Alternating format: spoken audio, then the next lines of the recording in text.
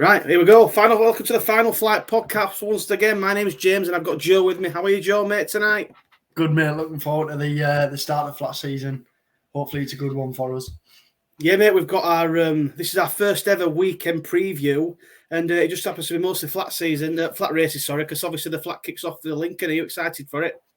I can't wait, mate. Obviously it's the start. It's the where you've got your eye on, for the rest of the season. You'll have some horses that don't live up to the expectations, and some that completely go ahead of what they thought there was. So now I'm looking forward to it, mate. We'll see what it's got in store for us. Yeah, there'll be a lot of big reputations coming into this season, won't there? A lot of names being batted about, and some will fly, some maybe won't. But we'll certainly have a good time talking about it all. We're going to get stuck straight into it, so we're going to go straight to Doncaster on Saturday. The 3 o'clock is the Cammidge Trophy Stakes. It's a listed race. We're going to mainly stick to the listed races. We've got Donny, Kempton, Leopardstown, and we have got one to finish on with the jumps. But we'll start at Donny 3 o'clock. Cammidge Trophy Stakes. Have you got any sort of opinion on this race, Joe, to kick us off the flat season? I'll give you the honours with it being the flat, mate. The horse I did have, and it was a price, but the prices seem to have gone for this one, was El Caballo. Obviously, it's had a lot of money for it. The last day it was at Ascot in the Group 1 against, really high-class horses. So right a line through that. I feel like when you get to Royal Ascot, horses either love it or they hate it. A lot of these horses, yeah, and there's a lot of things can go wrong, So, you write a line through that, and you look the time before, and El Caballo actually beat Flaming Rib by a neck, and then they go to Ascot in the Group 1, and Flaming Rib gets beat by Perfect Power by a length and a quarter in second, and El Caballo finishes in 18th. Now, before that, he's had a load of string of ones next to his name. He beat Tiber Flow, who I remember that day Tiber Flow was in behind, didn't really get a run through, but he won that day. And it's all about getting the ones next to the name. Then he beat Witch Hunter by a length at Lingfield, which that was impressive. And when you go back through his runs, he always looks like he's just doing enough. Now, at Ascot, it was sort of when the bubble burst. So for me, I'm hoping back in sort of listed grade, I think this could be one to kick off. And he's been in group company for his last 2 runs, and to win this horse has won a Group 1 at Haydock.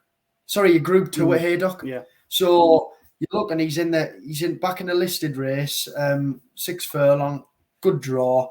I think it's perfectly set up for him. What do you think? No, I think that's a pretty good opinion to have on that horse. I think he's obviously got a great chance. And like for me, obviously for me, I'm sort of the jumps through and through, so I'm just trying to get my head around the flat and sort of get stuck into it myself. I've sort of gone down the Trenzy type route, but I think he's obviously the one to beat. The one I've sort of landed on is an horse at a decent each way price, and it's the Burke Runner, Fast Response. I think he can get around 10-1 for this one.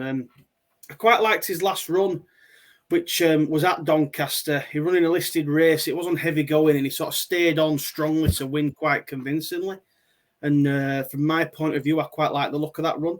And I think he sort of comes into this race hitting quite a few of the sort of trends, he's the right age, that sort of thing. He's got a decent draw, and he's got obviously the Doncaster form. Now, I know it's about I think it's soft. I think they mentioned it today, or some rain juice. So I feel like he might get that he wants. He wants a lot of cut in the ground, to be honest, for him to have a decent chance. But for me, I think I'm going to go with Fast Response. It's sort of 2 from 2. It's 2 from 2 at Donny as well. I think he'll stay on. I think he'll get the trip. And I think he's got a decent chance. And if more rain comes, it'll be a bit more in his favour. So I think Fast Response will be my pick for this one. Oh, brilliant. Yeah, to be fair, it's just important as from the say course form. I think it's more important in the flat, to be honest, the stiff tracks over 6 furlong, it's huge compared to, the speed type of track. So it's definitely one to, look at course form. So, it's a great shout at an each way price. Well, that's it. I'm just going in. Obviously, I'm coming into it with an open mind. You know, I'm learning as I go as well. So I think I've sort of gone down this route, and he sort of stuck out to me at a decent price. I think the only one I sort of was maybe shading toward was Asjad, the Horton runner for Danny Tudhope. But no, I've gone with Fast Response. He's going to be my selection for the Cammidge Trophy Stakes at Doncaster, and my first flat pick of the season. Come on. Right then, let's move on to the Doncaster. We'll do the Doncaster Mile Stakes next. The 410, another listed race. And who's picking this one, Joe? I'll let you go again while I get the field up. So my pick in this, let me just confirm, it is the Doncaster Mile. Doncaster Mile, that's the one, yeah. Yep. Well, this is where my nap comes. Imperial Fighter. Ooh. Yeah. Imperial Fighter. We're hitting a nap, are we? I love it. Nice. We are, mate. Let's hear it then. Let's hear it. So just a few of my notes here. Looks like he has the best form in the race to me, you know, in defeat. I've just got some of his losses here. He got beat by Caribus 2 lengths, Luxembourg by 2.5, and Native Trail by 2.5. His last run over 1 mile 2 didn't suit. That was in France. Completely not out of his depth there, but out of his depth over that trip. Didn't like that at all. You just go through when he's been in Group 1s, Group 3s, like I say, or Group 1 in Ireland, getting beat by 2.5 lengths by Native Trail, who got beat by Verdani, in another high class Group 1. And I just, you look through his form, and for a young horse that hasn't had much racing, he's come second to Caribus at Newmarket Strong by form, 2 lengths. So it's really good form in there, and I'm sure he's a bit of a price at the minute. I think he's around 5-6 to 1. Now, if you can get that, get the prices up, but I can't go. Sorry, come. I mean, 6 to 1 for a horse who's come second to Caribus, got beat 2.5 lengths by Luxembourg, and then 2.5 lengths by Native Trail. Like I say, I think looking on his last run, that's why he's the price he is, because he went over in the Group 1 and he come 13th by 11 lengths. But it was on soft ground that day over 1 mile 2, so it's clearly tested his stamina, which he didn't want. He's back over 1 mile a day, where all of his good forms come from. I think this one's one that really stands out for me in terms of a great horse coming in at a big price, and is the time where he got beat 2.5 lengths by Luxembourg, that was at Doncaster. So I mean, Luxembourg is held in a very high regard by Aidan O'Brien. So I just think for me, looking at 5-6 to 1 for this horse, it's a great price, and I really like Atzini as well.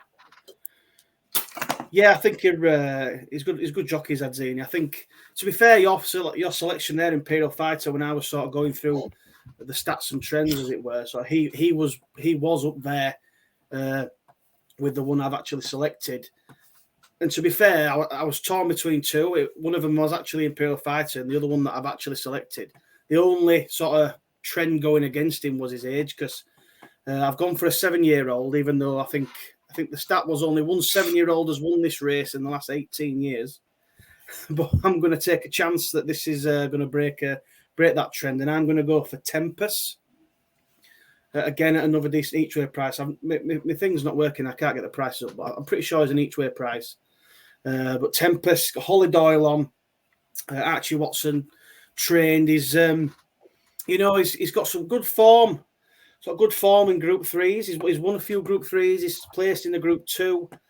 Holly Doyle's on, and she's obviously a good jockey. I feel like she gets this trip quite well. And he was staying on in a hot Group 2 last time out behind Order Australia over in I forget where it was now, but that was I sort of watched the replay, and he come a little bit wider than ideal. And I think this trip here at Doncaster, I do think he'll get it. I think he's obviously won at this trip before. Ticks that box, got a decent draw in 5, which is another one. So I'm happy to take a punt on Tempest and hope that it can break the age trend of this race. But I do think the one you've also selected, I think Imperial Fighter, he's got an unbelievably good chance in this. I think we could potentially have the winner between us, to be honest. What do you I think? hope so, mate. Like I say, just for me, the last if you take the last run away out of that completely, I mean, he's got you look at he's got to be favourite. You know what I mean? The horses you mentioned there, Native Trail, Caribus, and Luxembourg, are all Group 1 horses. They're all top. You say good horses, but these are top class flat horses. Do you know what I mean? And I just think to be beaten less than 2.5 mile off all them, is great form really over this trip. So for me, that is where mine a nap is going. Brilliant, I love it. You've given us the early nap of the season. I like it. So hopefully we'll grab the winner there, one of us. Yeah. Right, the last race at Doncaster, the big one, the season opener really, the Lincoln Handicap. This is one we've got real stuck into. I'll let you finish off Doncaster going first, and I'll see where you landed with my selections as well. What have you got? 1, 2? How many selections? What have you got? What's your thoughts? Let's have them, Joe. I've got one thought, mate. And to be fair, this one for me is a very, very hard race to predict. Yeah, especially 2 runners, I think. So early on in the season, there's plenty of time for these horses to progress. Like I said, some will come out and go to groups, some will come out and go to listed, some will stay in handicap, some will be non-triers. So it's a needle in a haystack, really. But for me, the one I do like is One Ease, Jim Crowley. 1 mile trip should suit. He was over 1 mile 1 when he finished at Goodwood, and that was sort of his only bad run when you look through. Apart from that, he's won well over this trip. He's got great form, and as far as it goes, he's not ground dependent, which I do like, especially when you said the forecast and stuff to come. There's a lot of flat horses who will only like the good ground, good to firm. That's what you'll see a lot of the time, especially first run of the year. You need a horse with, that goes well fresh with a bit of fitness, who likes a bit of cut in the ground. Because if you like a horse, but the horse wants to be, have a few runs first and one's good to firm, and the horse turns up and it's soft ground first run of the season, the horse isn't going to come anywhere near. Do you know what I mean? So for me, this one's a bit, it's a good each way shout for me. He's won. He's got good form. 1 mile trip should suit round Doncaster, and he's not ground dependent. So for me, that's my prediction really. For this race, what have you got? No, that's fantastic, mate. I've got a couple to mention. Then I've got my selection. So again, I've dived into this as much detail as I possibly could. I've probably fried my own brain, but there's one I give a little mention to. Croupier is the first one. I think he's got a decent chance for Christopher. He's got Henry Burns taking 3 off. He sort of hit quite a lot of the trends in the what I was going for. And the other one that I would mention is Atrium. Yeah, I think he's about 12-1 each way. Kieran Schumacher on. I like him, but so there be 2 I'm sort of going to mention as a little bit of maybe a chance. But the one I've landed on at a decent price each way. Here we go. I think you can even get spoke to my friend today. You get seven places on Sky Bet, so no excuses if you ask me. But the one I'm going for is Empire State of Mind. Now you can get around 20-1 for this horse. Now I really like this chance on this horse. He hits sort of 11 out of the 12 trends that I went through. He's got things like age on his side, draws good. He's rated, he's weighted to win. He's got a claim of taking 5 off, which I think will be ideal because he was already weighted to win. So 5 off is obviously going to help him even more. He's had runs at Doncaster. He's won over the trip. The ground will be fine. And I just think he's got a really good chance. And I think at 20-1 for this sort of handicap, like you say, big handicap, 22 runner field, it's going to be soft. Might even get worse depending on the rain. So let's be honest, that many horses over a mile at Doncaster on sort of softer, heavy ground, anything could come out of the woodwork and win that. I think you need someone that can stay. I think he can stay. He's got sort of a string of seconds behind his name. The reason why I've sort of picked him over Atrium is they faced each other at Doncaster, where Atrium beat Empire State of Mind, but it was a half a length victory. And I believe I've got this right, but there is I think it's a £5 swing on that. So he's £5 better off with Atrium. So I think at the prices, they're probably the wrong way around personally. But Atrium maybe did win it a little bit sort of snugly, maybe not too snug, but I just think with that sort of weight swing, the claim of taking some off, I think he's got a great chance. And I'm going to go with Empire State of Mind at 20-1 each way for John Quinn, and young Taylor Fisher taking 5 off. Yeah, brilliant. See, the only thing for me I would mention, like, you know, as early as the season, the reason why I picked One Ease is because he's got class 2 form. He's got class form in terms of not just class good. He's got form in good class races. Now, the last day he won over 1 mile at Haydock on soft ground, and Dane O'Neill was riding that day. Normally, Jim rides these, but he beats up Montasab, a haggis horse who's held in high regard. So there's good form there. But the one that stands out to me was he beat Blue Trail by 2 1/4 lengths. William Buick and Charlie Appleby. That's a good horse there. And for me, it's combining the class form into the handicaps type of thing. And to be fair, he's not got a hugely high mark here. He's off 9-1. And for me, you know, Empire State of Mind's off 9-4. You've got a few good horses in here off, for me, higher rates. I think this horse is pretty well in here. And obviously, Jim Crowley in these silks, you know, he's a weapon in himself, isn't he? So fingers crossed, we've named a few winners there for the viewers. Yeah, like I say, I think obviously, like you say, it's very, very early stages for the flat season. You know, we've obviously got a lot more jumps to finish us off, but like you say, there's a lot that will come out of the woodwork. There might be, you know, a lot of eye catchers to come in these sort of races where you think, oh, that maybe didn't go on the ground, and then later down the line they'll come back and they'll get what the conditions they need, and they'll come out and win again. So it's about not just looking at the winners, but also looking at what's in behind when you get these sort of big races, don't you think?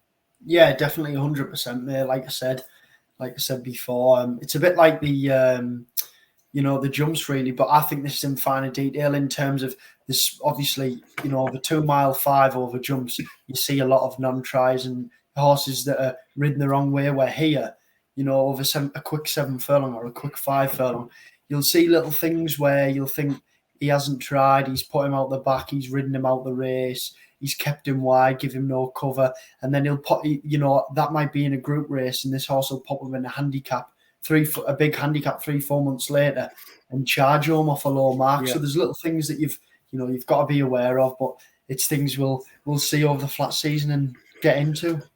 Yeah, plenty to get stuck into, mate. I'm excited. I'm already excited, which is great. So the last race on the Saturday, we'll go for the Kempton race, the Magnolia Stakes, the other listed race on the day. You've got the likes of Secret State in here, short price favourite. Are you with the favourite, Joe? Or are you taking him on? No, I'm with him, mate. I think this horse is class above, to be fair. I think he'll go off odds on the day, to be honest. Buick riding as well. The combination of Kempton is, you know, normally very profitable. Drop back in trip should suit. Is only, you know, he's got some really good form in there. He got beat by Dover Legend by 2 3/4 lengths. We were there, weren't we, at York that day? Yep, we were. Yeah, that was impressive. But the time before, he beat Dover Legend. So you could say Dover Legend wasn't ready. You could say Secret State had already won the race he wanted to. No worries. Secret State already won the race he wanted to. He's back down to a mile, and I think he's back down to, is it 1 mile 2? Yep. 1 mile 2, and I think he should be comfortably beating these, to be honest, mate. What do you think?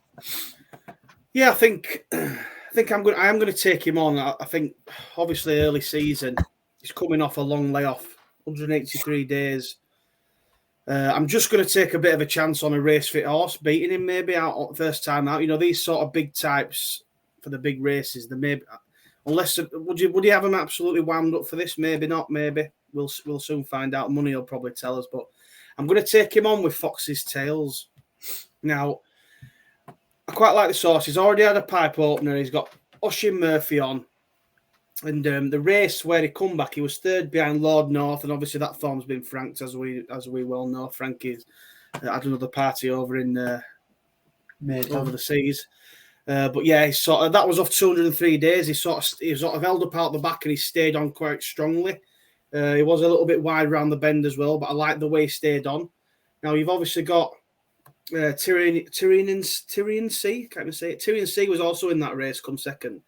But I've gone for Fox's Tail, so I quite like the fact that he was held up staying on, where Tyrian C was sort of hanging on up the front, and I'm not quite keen on that when it's this sort of trip. So I'm going to go with Fox's Tails each way. I think he's around 5-1, somewhere like that. So it's money. It's a bet to nothing. Obviously, the favourite probably is better than these. In fact, well, we know he's better than these, but it's just whether he's ready to go day one. And I think I'm going to go for a Fox's Tails who's race fit, and just see if we can maybe pip him on the first day of school, as they say. Yeah. Definitely. I think that's the main thing, me, for the next few weeks in terms of flat. We're not actually we are, but we're not fully in the flat. There's still a few big jumps meetings left. So I think this is a lot of for the trainers. Test the waters, see where your horse is, what there's a lot of good judges, on these yards, but there's some that aren't. And I think there'll be a lot of people, like you say there, getting the horses race fit, so when the big meetings come along, they're all ready, they're sharp, they're not babyish, they've had the crowds, they've had the rain, they've had the days in the soft slop. Do you know what I mean? So yeah, for me, it's all just, if I could say anything, it would be no big stakes.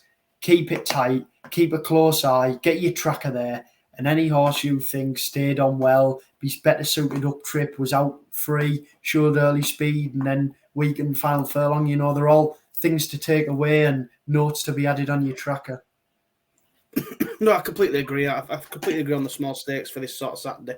It's going to be a busy Saturday, and there'll be a lot of upsets and things like that, because people are getting ready for the season. They're just sort of warming up. So take it easy and just have a bit of a fun with it. You know what I mean? Yeah. 100%. Right, we'll move on to Sunday. We'll fly through some of these. Obviously, some of them are quite tight. We haven't really got the final fields or sort of any of the odds out, but we'll give it a go. And we'll start with the 2000 Guineas Trial, the Group 3 at Leopardstown. This is a tight race. There's a lot of up-and-coming newcomers in this. So obviously all 3-year-olds, 7 furlong Group 3. Have you got an opinion on it, Joe? One I do like, but obviously we don't have the final fields yet and etc. And who's riding is Alfred Mullins. Munnings. Yeah. I always called him Mullins when I was I always call him Mullins when I was reading it out earlier. Yeah. Obviously it's Ryan and Aidan that that dominate, don't they? Especially in Ireland. One easy the first day, very easy. Ryan was on that. I know. Ryan was on that day, and first time out he won very well, very convincingly, kept the gallop up. And then I was there the day when he went to Ascot, and it was I believe the race was won by Holloway Boy. Nice horse. Yeah, but obviously that horse has been sold for big money. But that day he got very worked up going to post. He got very worked up before, and he was keen early on in the race, and he sort of like didn't really pick up off the bridle. Yeah. But he's into calmer waters today. Sunday. And I just think for me here, he's clearly been held in high regard because he's won one race, then they've took him to Ascot. He was clearly the best that felt they had at the time. I just think if Ryan gets on this, there'll be no stopping him really for me. I think the field around it, it's always an Aidan O'Brien show for these races for me. The Guineas Trials, everyone seems to want to beat Aidan O'Brien, and he always seems to produce a horse, doesn't he? So we'll wait and see. But for me, Alfred Munnings, I will be choosing. Yeah, I think just having a quick flick through there, I think there's 11 currently entered and 5 are Aidan O'Brien. So it's one of them. It's sort of, I think if you're betting on the day, whoever Ryan Moore's on's probably the best one and the one that's going to go and win. Obviously, it's hard to form a little bit of opinion around these first, especially these trial races. Obviously, it's like first time out. All the horses are coming off long layoffs. They've all got decent-ish form. So I think the only one I maybe got a slight preference for would be Greenland. Again, for Aidan O'Brien, he was 4th in a Group 2. It was hampered, dwelt at the start sort of thing. So I'd maybe give him a little bit of a squeak. But again, it's probably whoever Ryan's on the day, I'd probably put a bit of money on. But again, he'll probably be a short price, won't he? So it's just one of them. You sort of see what you fancy on the day, I think, to be honest. Yeah, 100%, mate. Like I say, you know, you're going to find a lot of short price favourites beating the first few weeks. You're going to see a lot of short price favourites come in, type of thing. It's all a muddle at the start. You know, especially when you get real stuck in the trends and stuff. There's a lot of trends that will probably throw you off at the start, and then, you know, seem to fall in place later on in the season when the trends are picking up, i.e. non-trier, big handicap win, certain jockey trainer combos like that. But like you say, especially in Ireland here, and especially in these two trials, you know, I've took 2 Aiden horses because I think Ryan will ride them too. But you know, ultimately that's what you're looking for in Ireland. But you're going to be stung with probably most likely a very, very short price. No, I think you're right. I think, like you say, we'll see how it goes on the day, I think. So the next one, the 1,000 Guineas Trial, again, a similar race. Have you got an opinion on this one again, the Group 3? Sorry, I do not have an Aidan O'Brien runner. I do like Matilda Picot. I can't believe what I'm hearing. Go on. No, this horse has been, you know, he's been, I wouldn't say around the block a bit, but for his age, he's definitely ran a few times, and he's ran a few good races, to be fair. I remember watching him once last season. I was taken the way he picked up, to be fair. Like I say, he's got a lot of experience, but I'm just clicking on now. I can't see the prices on here. I can't see. Yeah, I can't get the price up either. I think obviously they're going into Declaration Day tomorrow, so I think we're struggling to get the prices for these races on Sunday. But while you're having a quick look, I'll probably surprise you myself, because I've also not got an Aidan O'Brien runner to select for this race. I am going to go for the Juddmonte-owned Zarinsk, Zarinsk, I think it's pronounced. Trained by Lions. Juddmonte-owned, like I say, I thought he looked really good at Leopardstown last time out. He actually beat a nice type of Aidan O'Brien's Library with Ryan Moore on board. He beat him quite convincingly, I thought. So I think I'm going to take a little bit of a punt on him. Sorry, I think these are fillies, aren't they? These aren't blokes in the 1,000 Guineas. I can't remember. I'm still learning the flat. But yeah, either way, I'm going to go for Zarinsk each way. I'm hoping to get a decent price with him not being Aidan O'Brien runner. But yeah, he sort of matches quite a lot of the trends, you know, won last time out. He's got Leopardstown winning experience, has won over the distance. He's got a decent draw, or hopefully he'll get a decent draw, should I say. If he's 5 or below, I'll be piling in, I think, because I think that's where you want to be for this race, according to the trends. Yeah. He's rated well enough, you know, last run's long enough, which is obviously the same for most of them. But no, I think Zarinsk is going to be my pick for this race. I think they've got a different, decent each way chance. What about you? You happy with that? Like I say, for me, you know, you mentioned trends. Matilda Picot won last time out. I thought he won well. But, you know, like I say, for me, I always look at, obviously, the form, but a lot of the time it's form in defeat. You know, when he went to York, he got beat by Swing Along and Queen Me. But then he actually beat Morge, who's come out and franked that form. Maria Bramwell has been around the block. You know, dramatised, went over to Keeneland and come second in a Grade 1 over there by a length. So I think there's little things like that. You know, form lines are all hitting, you know, a bit mismatch at the start of the season, and then you start seeing form lines interlinked. This horse beat this horse who ran and got beat by this horse, but that horse is 5-1 and this horse is 9-4. Do you know what I mean? So there's little things like that you will find and pick up. But I just thought, you know, beat Morge, won last time out, been around the block, got a lot of experience. I think this one could take a bit of beating, and he does run well fresh. Lovely. I like it. Right, we'll move on to the last race then on Leopardstown on Sunday. The Ballysax Stakes, another Group 3. 1 mile, 2 furlong. What do you think on this one? Again, don't know the final field, but there's a lot of Aidan O'Brien runners in here. Are you picking one of them or are you going against them? No, I'm boring again, mate. I've gone for Denmark. I've gone for Denmark. There's been a lot of talk around this Alexandropolis. I can't even say it. Can you say it? Yeah, Alexandropolis. That's the one. Bang on. See, you do it already. You're too good at it. Yeah, no, I just thought, you know, Denmark was held in very high regard. Aidan O'Brien always spoke well of him. will definitely like the step up in trip. I think this is probably why he's been entered here, and I really do think it'll suit. But you can just see the horse a very quirky type. He unseated Ryan Moore on the first day after the winning post. You know, it's a bit strange for it to hear that from a flat horse after the line, isn't it, when they're getting pulled up to be unseated. But no, like I say, prices aren't even out yet, either. But it's probably going to be the same as we discussed for the 2000 Guineas Trial. It's going to be whoever Ryan Moore was sat on is going to be probably less than 6-4, and on the off you're probably going to be lucky to be getting even money. So whether you want to go in at a short price on whichever horse Ryan Moore jumps on is up to you, but it's a tough one, really. What do you think, mate? I think going into this weekend, like I say, I don't keep going on about these trends and stuff, but I'm sort of diving into the ins and outs of previous times these races have been run and trying to understand what sort of horses are needed to win these. And I do think there's obviously a lot of talk around this. Alex, do you want to say it for me? Alexandropoulos? Alexandropoulos, yeah. Yeah, there's a lot of talk around this source. I think if he lines up, he's going to be a very short price, which is obviously one of them where you think, well, if he's evens or odds on, I'm probably going to leave him. If he's a little bit more, I might put a little bit on. But the other one I maybe give a mention to here is Serious Challenge for Bolger. He sort of come out on top on some of the trends, which I thought was interesting.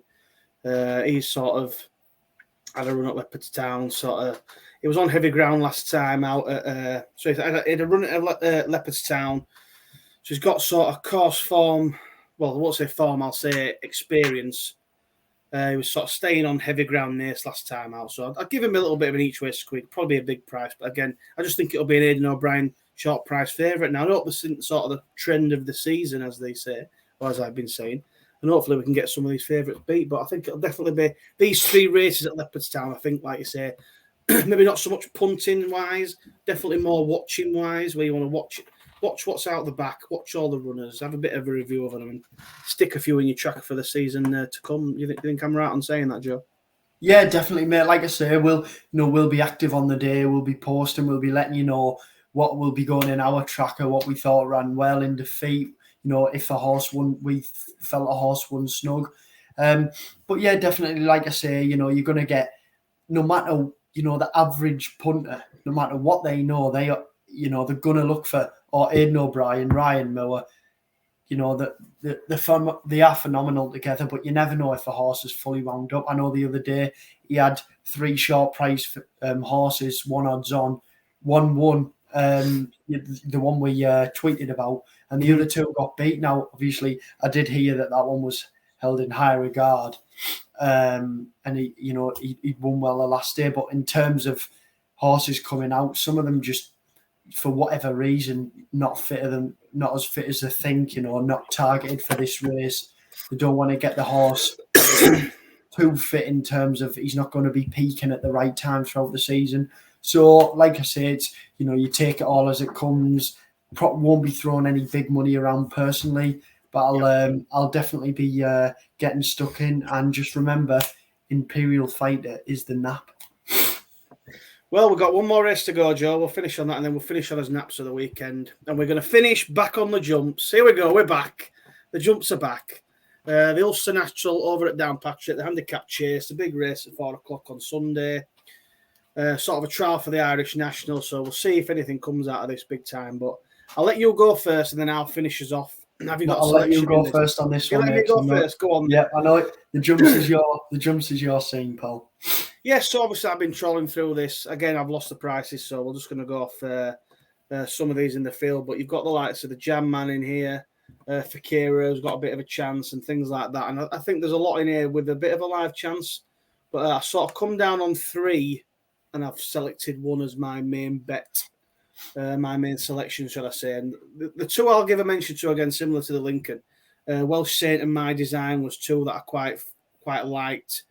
My Design for Declan Quealy and Welsh Saint for McBratney. I don't know if I pronounce his name right. I think they've got a good chance. They're sort of rated and weighted for this and sort of followed the same path as previous winners. But I won't go too much detail into them because I've got a pretty strong opinion on this race, and I think this horse has got a great chance. And it's the Charles Burns runner, Temptation in Milan. Now, I had the price written down because I think it's a good each-way price. I think he was about 10-1. Don't quote me on that. I'll have to check it after, or we'll check it later on. We'll tweet about it and things like that. But I really like this horse's chances. He's the perfect age for it. He's got a good weight. He's 10 stone 9. With a bit of luck, Burns' lad might be on, taking maybe 5 off. I think his claim is. So if Philip Burns is on, I'd be even more, strong on this race. He had a pipe opener to get ready for this at Navan on the 20th, where he was sort of staying on third. He was outpaced and then staying on. Again, it was a bit of a short trip. It was 2 mile 7. This is obviously 3 mile 4, so a big step up in trip. It was behind an horse called Better Times Ahead. It was obviously a really nice horse for sort of 3 mile. But I just like how he was outpaced early on, a little bit short of room, a little bit hustled and bustled back, but the jockey took his time and he was staying on quite strongly for third.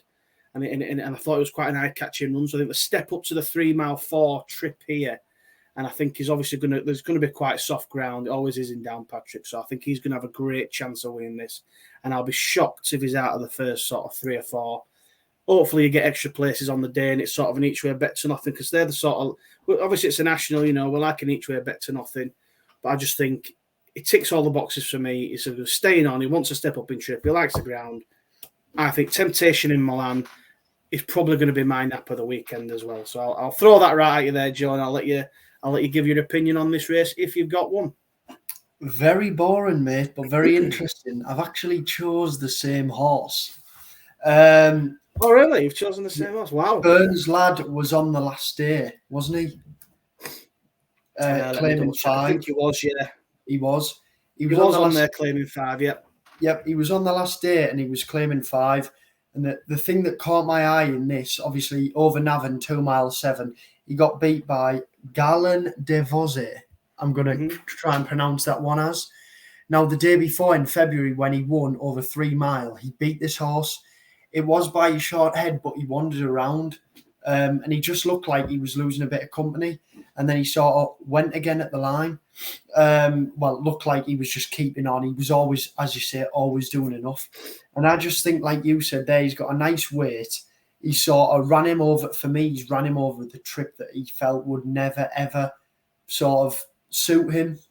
And I just feel like, especially with him winning over 3 mile, getting beat over 2 mile 7, I know there's not a great difference, but I feel like the step up and trip will suit a lot better than the last day, a step down in trip. Like you say, if Burns' young lad on, I would be pretty confident, especially with him taking the 5 off because I do rate him. So for me, it's not nap material because I prefer the flat to be my nap. But no, I do like your thoughts on that one, mate. Well, like I say, this race, it sort of normally goes to a pretty low-weighted horse. Over the years, you've got the likes of Spades of Trumps won it last year off 10 stone 12. Fagenbalak, if that's how it's pronounced, 10 stone 5, and things like that. You've got a 10 stone 10. So these sort of weighted runners normally win this. I do think this becomes a bit of a slog normally. And if you want an horse that's going to absolutely be staying on at the end, and we know for a fact that Temptation in Milan, who has been running over an inadequate trip, should be staying on towards the end. And I think a lot of these will sort of fall away and he'll come flying towards the end, and I'll be singing and dancing when hopefully he does. And and that'll finish off a good weekend for us. So what we'll do is now, Joe, if you give us your nap of the weekend for our first ever weekend preview, who's your nap? Imperial Fighter in the 4:10 at Doncaster. Brilliant. And my nap of the weekend will obviously be Temptation in Milan in the Ulster National. So what we'll do is going forward, obviously we're doing a lot on Twitter. We've also now got our TikTok that we've been posting a few videos on. So we'll post some of the tips on there. On our Twitter, we've obviously got the YouTube. This will land on YouTube. If you're listening to it now, it'll be 10 o'clock on Friday. So we'll listen to that. It'll be on Spotify as well. Don't forget. Please do like and subscribe on the channel, as you can see in the ticker below. Head over there, follow us on all the other channels, and we'll obviously hope to bring you a lot more content going forward. We've obviously got the likes of Aintree coming up next.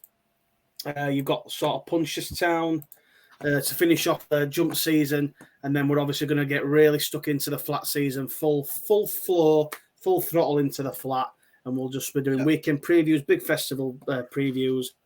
We'll obviously have the Studio Room live show come back as well at some point when these big festivals are on, and we'll just go from there. And we'll have a right good laugh, and hopefully we'll pick some winners on the way. Have you got a final thought, Joe?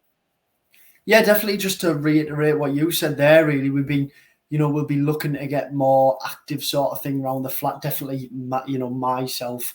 Obviously, a few race days that are planned as well, or getting planned. So, we'll have course reactions stuff. Hopefully, get a few jockeys. Hopefully, when I'm at Ascot, I can pull Frankie or someone again.